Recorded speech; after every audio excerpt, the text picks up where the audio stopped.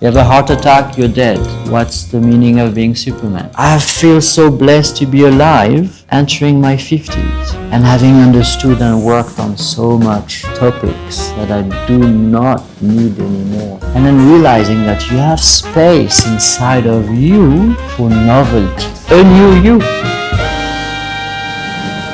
All right, so I'm very happy to be here in the atelier of Laurent Muller. I'm very happy that Laurent made some time for us. And the reason why I decided to do these inspirational talks, or do these sort of, I call it tips for the road talks, is because a couple of years ago I ended up having a massive identity crisis. And I was basically swirling in depression for about 6 months, trying to find who I was after leaving Heineken. And I simply thought, you know, I really don't want that many other men to go through it. So I wished if there was a little bit of a map or some sort of helps or perhaps some stories that are easy to find, so that I could help the other guys navigate through this time of their lives, which is more or less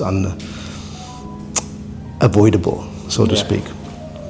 So I started basically Few Good Men, where we are putting together guys who went through similar things.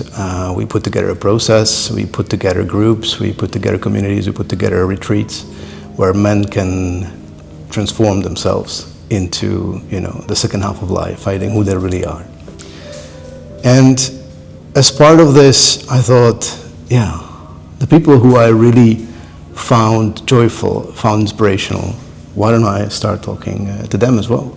Brilliant. So we attended with Carmen, my partner, several weeks ago your class here in Amsterdam, and I thought it was absolutely brilliant. I thought you were an amazing person.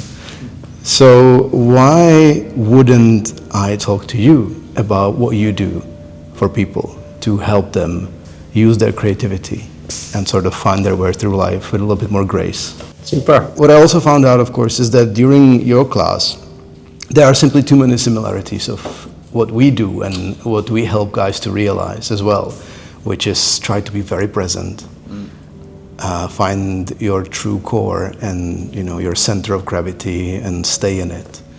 Also, don't dwell too much on what you created, because you need to let go of it in order to progress. So there are several beautiful principles I would love to talk to you, so that you can share. But before we do that, maybe what would be really good is if you could share a little bit of your story. Who was Laurent Muller before he was this chilled Zen monk that's teaching others how to play with clay? Great introduction, huh? Thank you, Jerzy. I had established a design studio in Paris, in New York, in London. And I was dabbling between art and design, always with this unclear boundary between these two topics. I left London after 8 years. Brexit happened, and I consider myself a man of the world. So having boundaries of limitation is not my cup of tea. And I came and discovered Amsterdam for a week, loved it, felt the spirit was in tune with who I was then. And 3 months later I moved. And I'm turning 50 this year, and it's a big consequence in my head, which should not be, because it's been a process of nearly 10 years, I would say. But it's removing the mask, being the most authentic I can, and starting to be a wise man. And recently I met a guy at a party, and he said, "Oh, you're just an astronaut."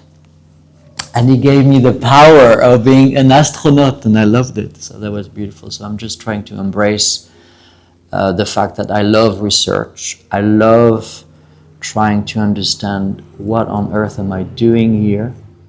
So looking back at your life, usually there comes a point when you receive what we call a memo. Usually is a painful event in the life in which you will either lose your career, you lose your loved ones, there might be a health element to this. There's always something that calls you and tells you stop and reconsider what you're doing, what would it be for you, you would say? I had a big memo when I moved to New York after 9/11, and the company laid off everybody in 6 months. And that was a 24-hour process. I had enough money to hire a lawyer, so I had an extension visa of 30 days. But that was the first big memo in my career. I had an early memo, and that was back. I was 7 or 8, and I come from a very poor background. And I had the memo of waking up so I would not stay in the gutter. So that pushed me to study early on. Push. Amsterdam, a lot of memo, a lot of live memo. I started experimenting with drug and rock and roll like I never did before. So also growing a man, growing in my right to try whatever I wanted. Nearly died. I survived, so got stronger. Regret a little bit that I went so far, but now I know my limit. And that brings me more peace today, peace of knowing what I don't need. So I decided to lead the way to my own life and hope that it helps others. When reading a book or watching a movie, was there any at some point, and like a moment when you realized, wow, that touched you very deeply? Absolutely. I discovered the 7 books of Wei Wu Wei, the guy who wrote from the mid-50s to the mid-70s, 7 books. And he speaks about Buddhism and Taoism and just philosophy of life and just being and non-duality in such a clear way that I had, oh my goodness, finally I'm reading what I felt for so many years. And that is changing my life until now. I think I'm having a big memo at the moment also of just stopping to create chaos, but create calm. And it's going to be an interesting ride, I think. When I'm listening to you, I realize that for me it was 2 things. For me it was watching Single Man by Tom Ford. Okay.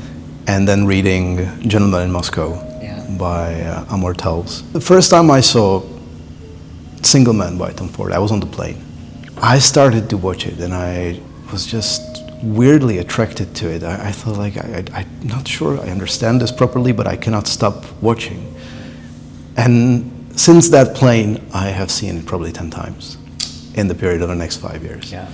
I've realized that I love that inner sort of aching that he was getting into, that inner drama in a way that's inside you. And I felt immediately that my life is just not there. My relationship was wrong. There really was this deep aching that I felt needs some sort of expression. There's this passage which, when he's sort of looking into the garden in the night, and it says, "There were a few moments in my life where the silence drowns out the noise, and I could feel rather than think. Amazing. And the world becomes so fresh." And it's, and then I'm clinging to these moments, but I realize they can never last. And it's just, it really made me realize that, I feel something on the inside that needs to be addressed. And then, the Gentleman in Moscow was simply beautifully written, but also about deep sense of mission of a man whose life is extremely limited because he's essentially in prison in a hotel in Moscow. But within that hotel, within the small world, he created such a strong sense of mission for himself that gave him so much purpose. And again, it made me realize I'm just drifting. I'm just YOLOing through all these experiences, collecting them one by one with no real sense of direction. So, that was it for me. These eco are amazing, because they help you with self-realization. And then the moment of connection is just glorious. When you connect the dots that nobody else has done, because you have a unique life, a unique experience, a unique map.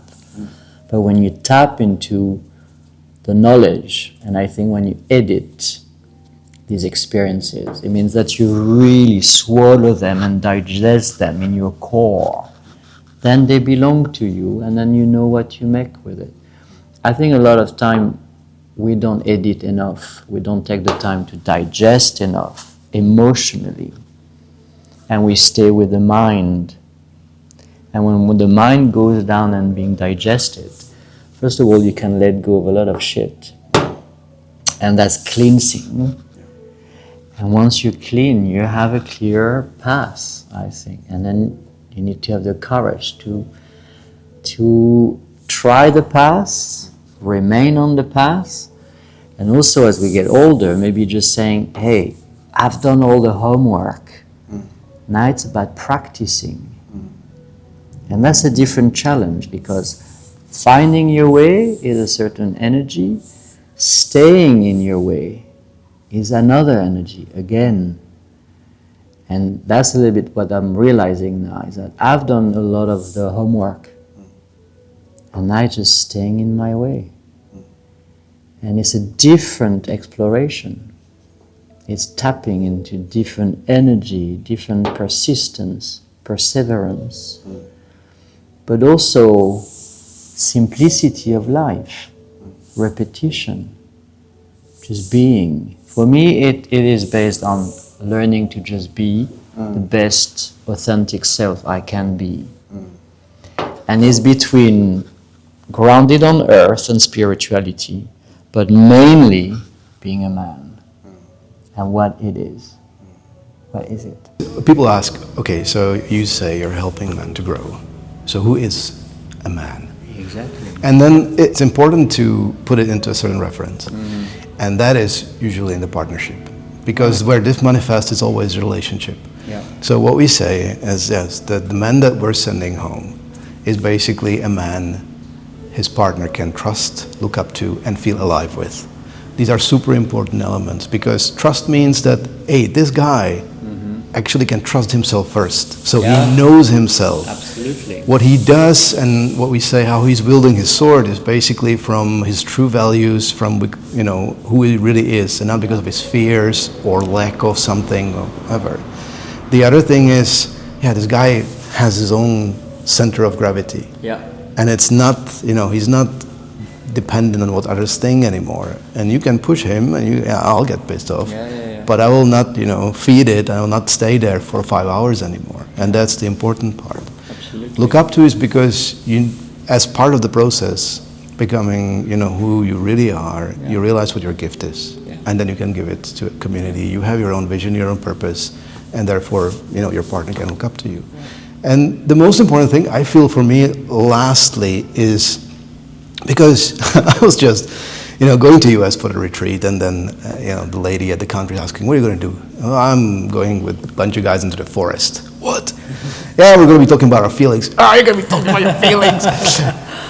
And there's this, idea that, so you're softies, and, you're going to, that's not true. It takes immense amount of courage to face your fear, to face your trauma, to live through it. You have to live through it, integrate it, and these things will never go away. But what's most important is that they will become the badge of honor, they will become your reminder, and you don't transmit it anymore. Right. And that's the most important thing, right? So you will not transmit the pain anymore because you transformed it. So you're not going to be an ass, and that's great. You're not going to hurt people, and that's the most important thing.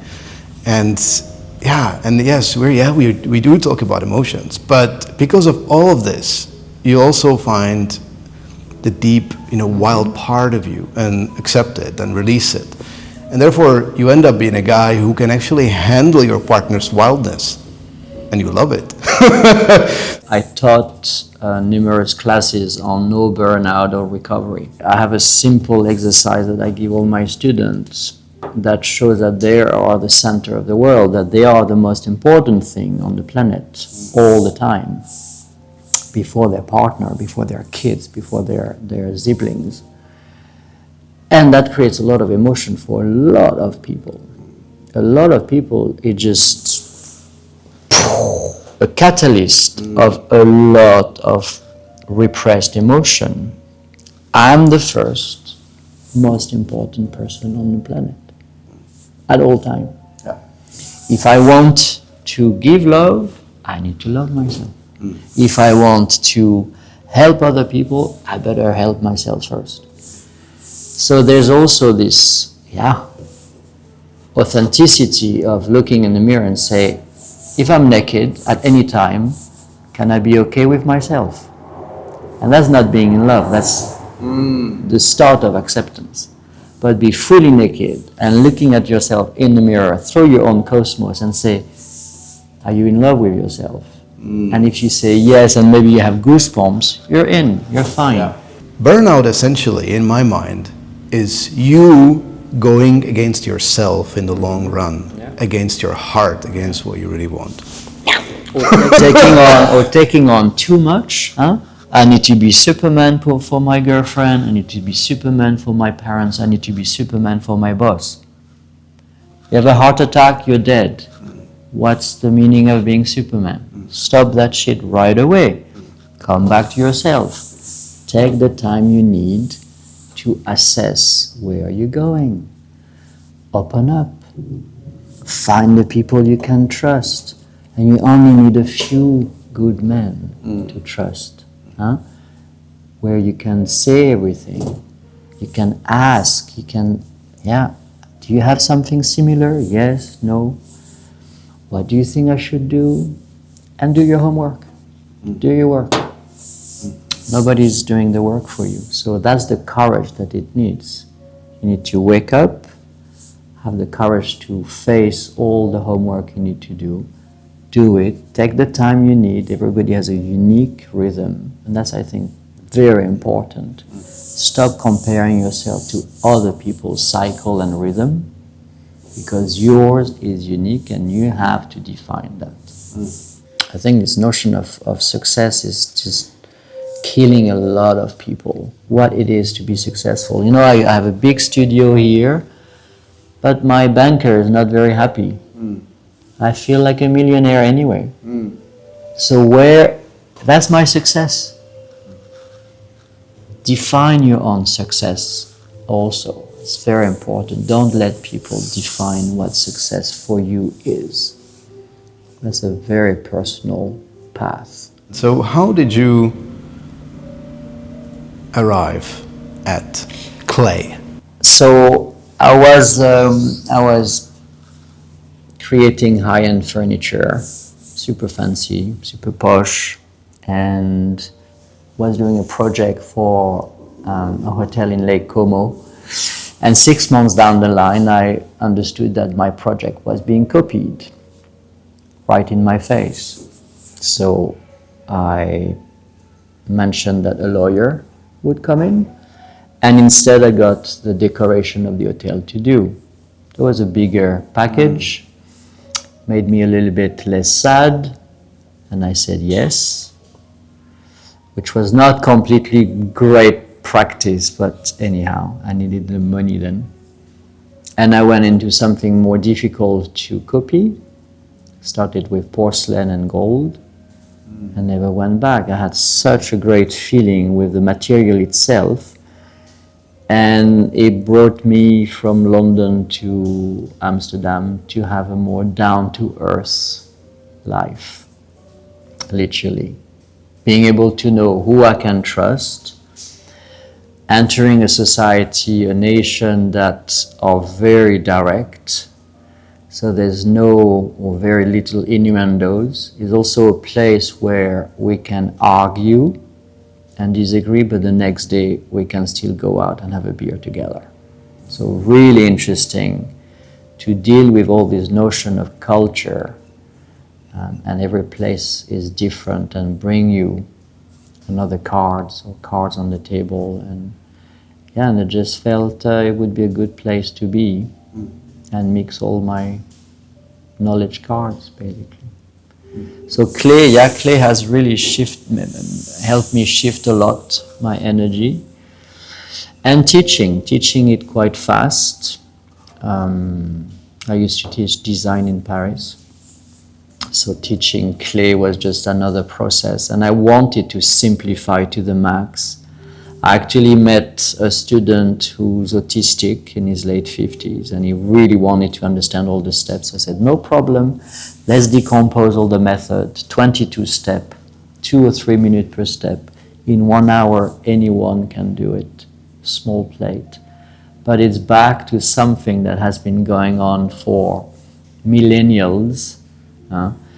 And then the wheel has been developed 7,000 years ago for pottery. So it's an experience back to 7,000 years old. Yeah, and it just helps people to develop their self-awareness, patience, resilience. It's very humbling. You have to start small and you can develop your skills. If you want to do a ramen bowl, it takes you 2 years of apprenticeship. Okay, no fast track. And in the studio, the biggest challenge I had is to create a safe environment for everybody. That any age, any gender would feel good when they come here. Like a bubble in time. It's the bubble that I need myself. So what does a safe space constitute when it comes to, your class or your atelier? We start every class by having a cup of tea, a cup of coffee around the high table, and everybody's welcome to say their name and share whatever they want with the group. That allows people, first of all, to slow down from their day. They arrive in the space. So that allows your presence to be full. If we miss this step, if students arrive late and they jump in the group, they will by themselves need half an hour, 20 minutes to relax. So if they arrive on time, we do that together. We regroup. We create a circle of people.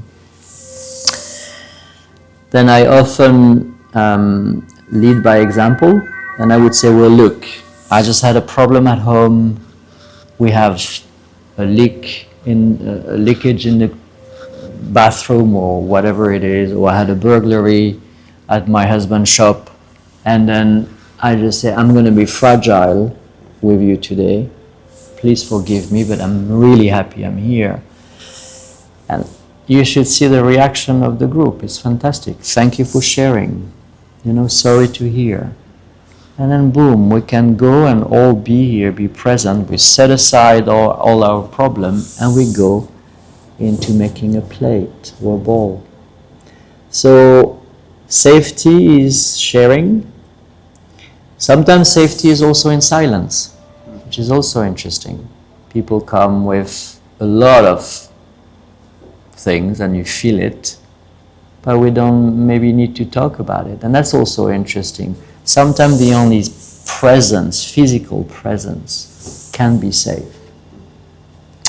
Then opening up is another level. Yeah, one of the things I'm always surprised is how time flies. Yeah. Because this is one of the best ways to switch off the mind. Yeah. It only pretty much does 3 things. It reprocesses the past, it worries about the future, or it judges the present. Exactly. And you're always busy doing that, so there's many ways how to switch that particular part of yourself off, but with the creativity and clay, I find it's supernatural. Yeah. Just being led. So you focus 2 or 3 minutes per step. You monotask, and you don't worry of the result. That's brilliant, talking about process. If I'm going to start focusing on the end result, I'm going to miss the beauty of the process. So trusting the teacher is also mega important. Because if you don't have the trust in your teacher, are you going to trust the process fully? Not completely. So if you're a control freak, you better relax a little bit and accept to be guided. And that can be tough, and I see that with all the CEOs that I teach. They first need to learn to respect me as a simple guy. then they follow the process, then they thank me. If they miss the step, they go out. That never happened. It's been the same with me. I dropped out of the corporate life, and I realized, you cannot do it without trust. You cannot do it unless you're willing to give up your control, unless you're willing to surrender to a higher power in that sense. You're not going to move ahead.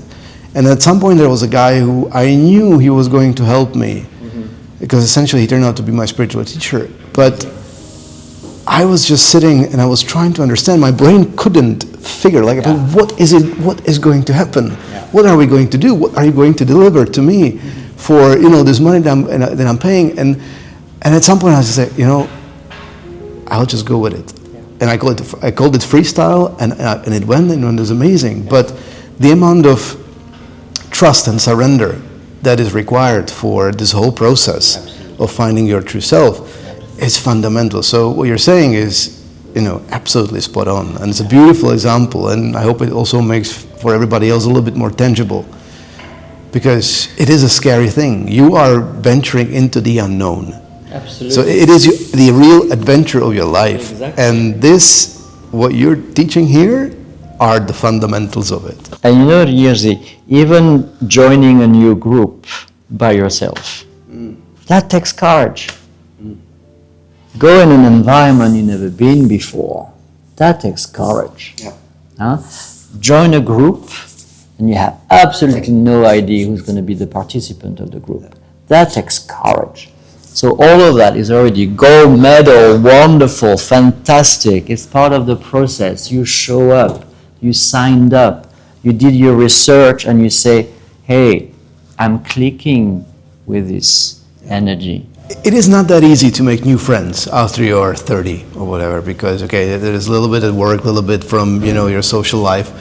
But once you start this journey, once you start opening up and being super honest, and you start meeting people who have, been on a similar journey, you can make friends that are more substantial. The friendships are more substantial than the ones you're carrying from your teenage days.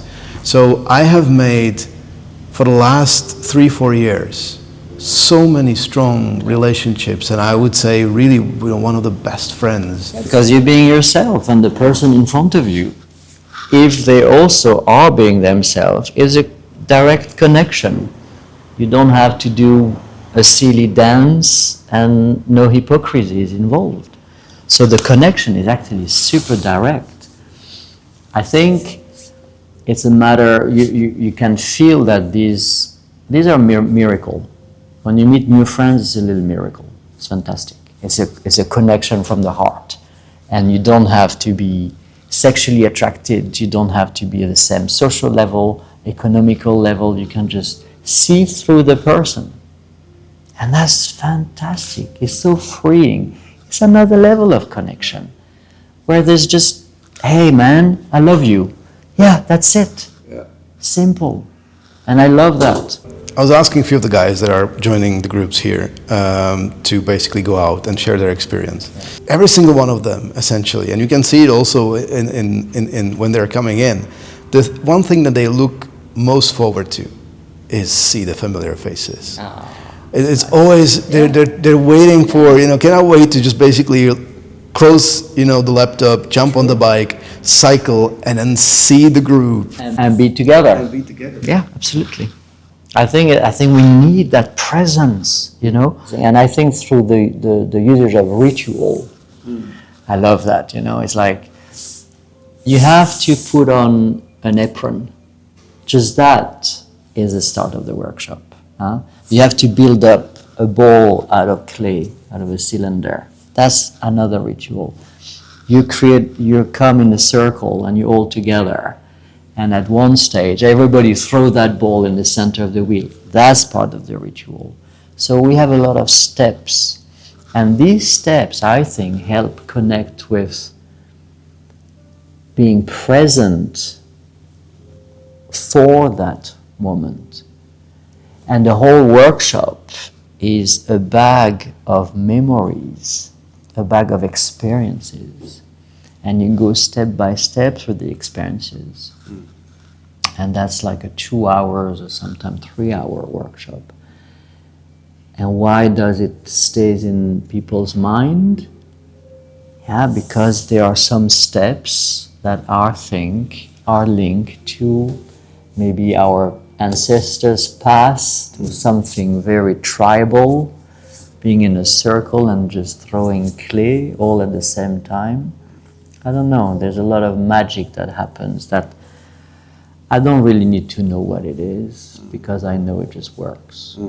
And yeah, I'm proud of having developed this method and see the engagement and the emotional reaction it has on people.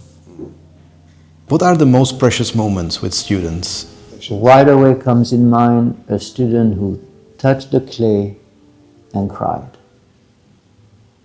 2 hands on the clay and a wave of emotion. And I just said, just stay with it. We here, nobody judge you. It's a safe space. I will never forget that moment. And we're talking someone in their mid-50s. Beautiful. Beautiful. No restriction, just let go, open up.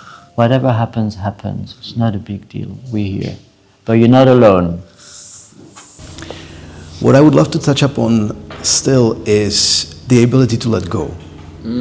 Because why? Well, I have a good question. Before we go into that, I have a good question for you. Yes. And you don't need to answer now, but it's something that I'd like to work with you. Is how to overcome trauma without too much talking about it. And that's something that I think can help a lot of people who have understood, I don't want to be defined by my trauma. I don't want to dwell too much into it. But I have to acknowledge them before I can move on. Otherwise, there's too much coping mechanism. I realize all of that because I'm finally out of my coping mechanism. And that gives me such an elevation power. But it's also hard because you're lost. And there's something where we can, maybe at one stage, talk about it, because that's where guidance is needed, or a bit of knowledge, self-knowledge is needed, in order not to be lost again. It has several layers to it. So if you want to process your trauma but don't want to basically drown in it by talking session after session after session, because you're only reliving the trauma already, there's a couple of things. One is it's okay to grieve, and for the guys especially. So during the retreats that are designed for this, we set aside a time when you are invited and allowed to grieve communally. Whoa. And you are finding together, but you're finding your way how to connect with the trauma and grief in your body and express it. So you don't need to talk about it, but it's important to express it. I mean, it's important to understand where it comes from. Most of the time, of course, it's not yours. Yeah. It has been inherited, it has been taught to you, it has been basically put in your system one way or the other. So just being aware of the fact that this is not me. And you don't need to carry that. And you don't need to carry that. You don't need to transmit it. And cutting down that link takes enormous courage. And you can feel extremely lost once you've done it. And I think that's passage of having let go of a link you carried for maybe 40 years or 50 years, I don't know. Suddenly you're free from that burden, that weight, even physically, not only mentally, but physically and emotionally. And then realizing that you have space inside of you for novelty, a new food, a new perfume, a new spirit, a new habit, a new peace, a new you. And that's incredible. That's why, I feel so blessed to be alive, entering my 50s, and having understood and worked on so much topics that I do not need anymore to carry with me. So there's acknowledgement and there's surpassing the acknowledgement. Yeah. And that's also a beautiful rite, the rite of passage, of going to the next chapter, to the next level, to the next adventure.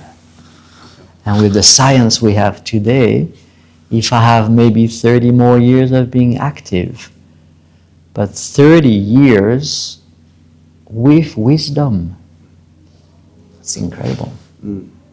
I think that's fantastic.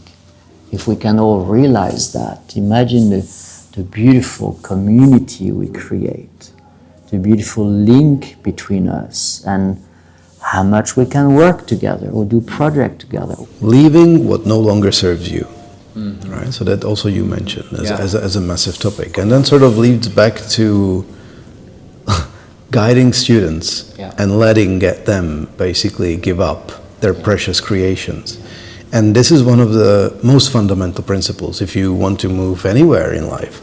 And it's omnipresent in nature. It's just like an everyday thing. It's just like going, sleeping. And the resurrection is basically happening everywhere all the time. But because we are so much attached to accessorizing our ego, because we're so much attached to, like, I've put so much effort into building this life and this image, to let go, it's such a difficult thing. That's why also in a way, it's also a bit of a gift. When you receive the memo from life and then suddenly you're stripped off. It hurts, it's a shock. But actually, it's been a gift and a blessing for you. That's why we talk about tabula rasa sometime. Huh? I changed country 5 times. I changed relationship 5 times. It's true that it helped me grow much faster because of that. I moved geographically, different culture. But also when you smash a plate that you just created on the wheel, it's fantastic. First it's like, no, it's too precious. And come on, destroy it. Push it, you will feel the end of the material. Are you sure? Yeah, come on, do it. And you destroy it. The feeling of freedom and accomplishment and saying, now you do a better one. You do another one, a different one. It's amazing. And you don't become precious and you move on and you develop your skill on top of that. So there's a process of, hey, maybe I need to get rid of all of that. And this is seriously what I'm thinking at the moment. If I don't want to create more chaos, maybe it's time to get rid of everything I've created and see what the next chapter leads. Okay. What is next then? What are you currently going through? I need to decide how much time I need to spend teaching and how much time I need to spend for my own creation. And it's linked to what's my purpose now. My purpose has been teaching for the past 5 years, and it's been an amazing journey. I would like now to teach at a higher level. So implementing more philosophy, mindfulness, and starting to be maybe a stronger master in his teaching lessons and not explaining anymore so much, adding more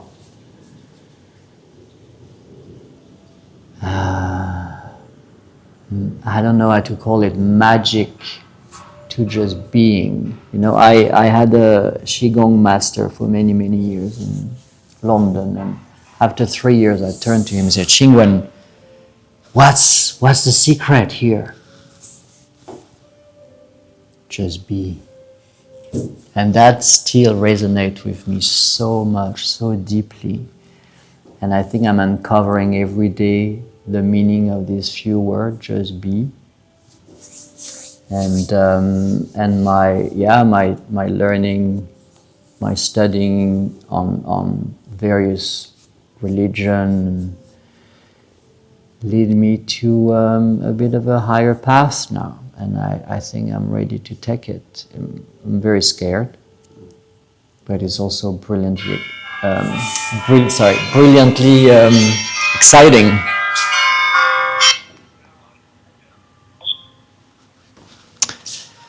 So it's linked to courage. I need courage like I never needed courage before today. That also shows that memory is so fucked up, because I needed courage when I moved to Paris. I needed courage when I moved to New York. I needed courage when I moved to Amsterdam. We always need courage. But let's be in the present moment of our need, and let's try to answer our need the less painfully, with guides, with teacher, with friends, with buddies, with colleagues, with all these various level of intimacy, and play with this patchwork of help. We have tremendous help around us if we just accept them. And so I'm glad I met you, because it's perfectly the time for me to talk about it, because it helps me to edit where I am very much. When I sense I can share that with other guys, I also see how much connection it makes for them, and it's a personal answer, or it's personal trigger, and I love that. Yeah, and then we build up bridges like that.